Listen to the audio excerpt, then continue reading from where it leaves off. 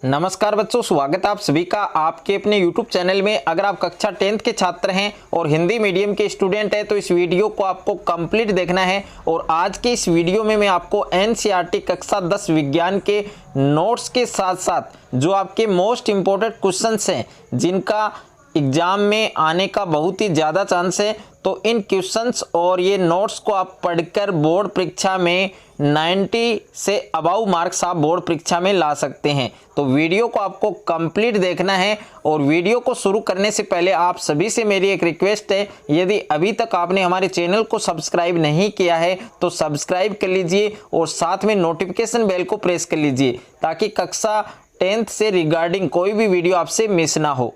रासायनिक अभिक्रिया एवं समीकरण यानी केमिकल रिएक्शन एंड इक्वेशन, तो चैप्टर का नाम आप देख सकते हैं। और इस चैप्टर के सबसे पहले हम नोट्स के बारे में डिस्कस करेंगे। और नोट्स है जिसमें रासायनिक अभिक्रिया की परिभाषा है, अभिकारक की परिभाषा है और उत्पाद की परिभाषा है। उसके बाद में है उदाहरण जैसे भोजन का पाचन, श्वसन, लोहे पर जंग लगना और दही का बनना। उसके बाद में है रासायनिक अभिक्रिया के क्या प्रेक्षण हैं, तो अवस्था में परिवर्तन, रंग में परिवर्तन, ताप में परिवर्तन, गैस का उत्सर्जन। और साथ साथ में अपनी जो नोटबुक है उसमें भी आप इन नोट्स को लिख सकते हैं। उसके बाद में रासायनिक परिवर्तन को प्रदर्शित करना, तो एक समीकरण के द्वारा यहाँ पर प्रदर्शित किया गया है। उसके बाद में रासायनिक समीकरण क्या होता है और रासायनिक अभिक्रिया को संतुलित किस प्रकार से किया जाता है, तो इसके बहुत सारे चरण हैं जो आपको अच्छे से पढ़ने हैं और अच्छे से आपको ये रासायनिक समीकरण है वो संतुलित करने आने चाहिए। उसके बाद में आपके रासायनिक अभिक्रियाओं के प्रकार। और यहाँ से इस टॉपिक की अगर हम बात करें तो इस टॉपिक के रिगार्डिंग आपके एक क्वेश्चन बोर्ड एग्जाम में पक्का पूछा जाता है। आपकी जो अभिक्रियाएं हैं वो कई प्रकार की होती है, जिसमें संयोजन अभिक्रिया है और इसकी परिभाषा और इसके एग्जाम्पल ये आपको तैयार करने हैं। उसके बाद में आपकी ऊष्माक्षेपी अभिक्रिया की परिभाषा और इसके उदाहरण है वो याद करने हैं। उसके बाद में आपके वियोजन अभिक्रिया है तो इसकी परिभाषा और इसके उदाहरण याद करने हैं। और जो वियोजन अभिक्रिया है वो कई प्रकार की होती है तो इसके जो प्रकार है वो भी याद होने चाहिए। उसके बाद में है जल का जो विद्युत अपघटन है उसका ये नामांकित चित्र है, यानी जल का जो विद्युत अपघटन है उसका ये नामांकित चित्र है और ये काफी बार आपके बोर्ड परीक्षा में पूछा जाता है। ओके, तो इसको आपको कंप्लीट अच्छे से तैयार करना है। उसके बाद में है आपके ऊष्माशोषी अभिक्रिया, तो ऊष्माशोषी अभिक्रिया की आपको डेफिनेशन यानी परिभाषा याद होनी चाहिए। उसके बाद में इसके उदाहरण। और विस्थापन अभिक्रिया है तो विस्थापन अभिक्रिया भी काफी बार आपके बोर्ड परीक्षा में आ चुकी है और इसको भी आपको अच्छे से तैयार करना है। उसके बाद में नेक्स्ट है आपके द्विविस्थापन अभिक्रिया, तो द्विविस्थापन अभिक्रिया की परिभाषा और उदाहरण। उसके बाद में आपके इंपोर्टेंट जो टॉपिक है वो है उपचयन और अपचयन, तो उपचयन और अपचयन को आपको अच्छे से तैयार करके जाना है। ओके, और इसके रिगार्डिंग एक आपकी रेडॉक्स अभिक्रिया है, तो रेडॉक्स अभिक्रिया है वो काफ़ी बार आपके बोर्ड में पूछी जाती है तो इसको आपको कंप्लीट तैयार करना है।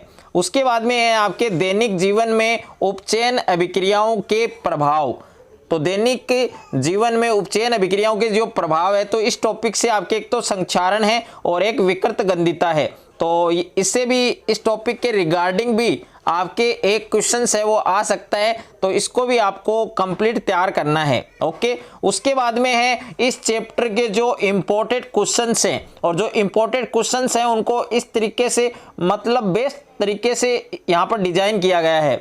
तो अति लघु उत्तरीय प्रश्न जो 1 मार्क में पूछे जा सकते हैं, तो 1 मार्क वाले जो क्वेश्चंस हैं वो अलग हैं और विद इनके आंसर भी हैं। ओके, तो वीडियो को आपको कंप्लीट देखना है। ये आपके 1 मार्क वाले क्वेश्चन है और उसके बाद में है लघु उत्तरीय प्रश्न जो आपके 2 मार्क्स वाले क्वेश्चन है, तो इनका आंसर भी नीचे दिया गया है, तो वीडियो को आपको पूरा देखना है। उसके बाद में आपके लघु उत्तरीय प्रश्न जो आपके 3 मार्क्स के हैं, तो 3 मार्क्स वाले क्वेश्चन भी आपको कंप्लीट तैयार करने हैं, यानी इनसे अलग आपके बोर्ड परीक्षा में क्वेश्चंस का चांस ही नहीं बनता है। यदि आपने ये पढ़ लिया तो आप साइंस का जो पेपर आपके 80 मार्क्स का आता है उसमें आप 70 से ऊपर नंबर बना सकते हैं अगर आपने इन चीज़ों को पढ़ लिया तो। उसके बाद में आपके दीर्घ उत्तरीय प्रश्न जो आपके 5 मार्क में पूछे जा सकते हैं, तो इनको भी आपको अच्छे से तैयार करना है। और ये आपके दीर्घ उत्तरीय जो प्रश्न है उनका हल दे रखा है, यानी उनके आंसर दे रखे हैं उस 8 400 जी हाँ, याद कर लीजिए व्हाट्सअप नंबर, क्योंकि अब आपका मैथ्स, फिजिक्स, केमिस्ट्री, बायोलॉजी का सवाल हो, आपके हर क्वेश्चन, हर डाउट का मिलेगा तुरंत सॉल्यूशन,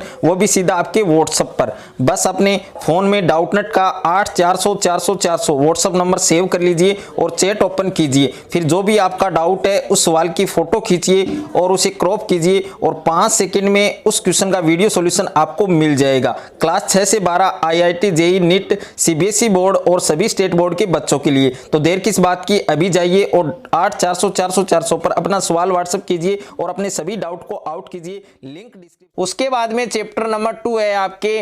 चैप्टर नंबर 2 का नाम आप देख सकते हैं अम्ल, क्षारक और लवण। तो अम्ल, क्षारक और लवण यानी एसिड, साल्ट और एसिड, बेस और साल्ट। तो इस चैप्टर के जो नोट्स हैं यानी अम्ल की विशेषता और उसके बाद में प्रबल अम्ल कौन से होते हैं, दुर्बल अम्ल कौन से होते हैं, सांद्र अम्ल क्या होता है, तनु अम्ल क्या होता है, ये आपको पढ़ना है। उसके बाद में है आपके क्षारक यानी बेस, तो इसकी जो विशेषताएं हैं वो याद करनी है। उसके बाद में आपके प्रबल क्षारक हैं, प्रबल क्षारक कौन कौन से होते हैं और दुर्बल क्षारक कौन कौन से होते हैं, क्षार क्या होता है, लवण क्या होता है। उसके बाद में उसके एग्जाम्पल हैं और सूचक की परिभाषा है। सूचक आपके काफी बार बोर्ड एग्जाम में पूछा जाता है। तो जो सूचक का प्रकार है यानी ये सूचक का प्रकार है जिसमें सूचक के काफी 3 प्रकार यहाँ पर दिए गए हैं, प्राकृतिक है और कृत्रिम है और एक है आपके गंधीय सूचक। काफी बार बोर्ड एग्जाम में संश्लेषित सूचक से क्वेश्चन है वो पूछा जाता है, तो इसको आपको कंप्लीट तैयार करना है। उसके बाद में है अम्ल व क्षारों के रासायनिक गुण। तो धातु की अभिक्रिया अम्ल के साथ, क्षारक के साथ, और ये आपके पॉप टेस्ट है। और धातु कार्बोनेट तथा धातु बाई कार्बोनेट की अभिक्रिया यहाँ पर दे रखी है। और उसके बाद में अम्ल क्षारक की परस्पर अभिक्रिया जो उदासीनीकरण है, ये उदासीनीकरण आपके इंपॉर्टेंट है, तो इनको भी आपको कंप्लीट पढ़ना है। यानी ऐसे शानदार और बेस्ट नोट्स आपको कहीं पर भी नहीं मिल सकते हैं। ओके, तो वीडियो को पूरा देखना है और ये पूरे जितने भी नोट्स मैं आपको इस वीडियो में बता रहा हूँ सारे चैप्टर के आपको मिलने वाले हैं और आपको अपनी नोटबुक में लिखना है और विद जो इम्पोर्टेंट क्वेश्चंस बता रहा हूँ वो भी आपको अच्छे से पढ़ने हैं। अच्छे से आपको अपनी जो बोर्ड की प्रिपरेशन है वो अच्छे से आपको करनी है। और पीएच स्केल के बारे में तो सभी विद्यार्थियों को पता है, क्योंकि पीएच स्केल है वो बोर्ड परीक्षा के लिए इम्पोर्टेंट है। तो पीएच स्केल से कोई भी पर्सन, कोई भी जो इम्पोर्टेंट पॉइंट है वो आपसे मिस ना होना चाहिए, क्योंकि यहाँ पर जो पीएच स्केल है वो काफ़ी बार बोर्ड एग्जाम में आ भी चुका है। हर बार एक क्वेश्चन पीएच स्केल से आपसे पूछा जाता है। उसके बाद में सोडियम हाइड्रोक्साइड कैसे प्राप्त होता है, इसकी रासायनिक अभिक्रिया, इसके उपयोग, उसके बाद में आपके विरंजक चूर्ण, उसके बाद में आपके बेकिंग सोडा। तो इन सभी की जो रासायनिक अभिक्रिया है और इनके जो फॉर्मूले हैं और इनके जो उपयोग हैं, गुण हैं, वो सभी बच्चों को याद होने चाहिए। उसके बाद में है आपके प्लास्टर ऑफ पेरिस। तो प्लास्टर ऑफ पेरिस यानी CaSO फॉर हाफ H2O। तो इसका रासायनिक सूत्र सभी विद्यार्थियों को याद होना चाहिए, इसकी रासायनिक अभिक्रिया याद होनी चाहिए और यहाँ पर इसके जो उपयोग हैं, यूज हैं, वो भी सभी बच्चों को याद होने चाहिए। और एक वेरी वेरी इंपॉर्टेंट क्वेश्चन है आपके क्रिस्टलन का जल। तो क्रिस्टलन का जल है, इसकी आपको परिभाषा याद करनी है और इसके उदाहरण आपको याद करने हैं। इंपॉर्टेंट है ये भी आपके बोर्ड परीक्षा के लिए। उसके बाद में इस चैप्टर के जो 1 मार्क वाले क्वेश्चन दिए गए हैं इनको आप अच्छे से देख सकते हैं, अच्छे से आपको तैयार करने हैं।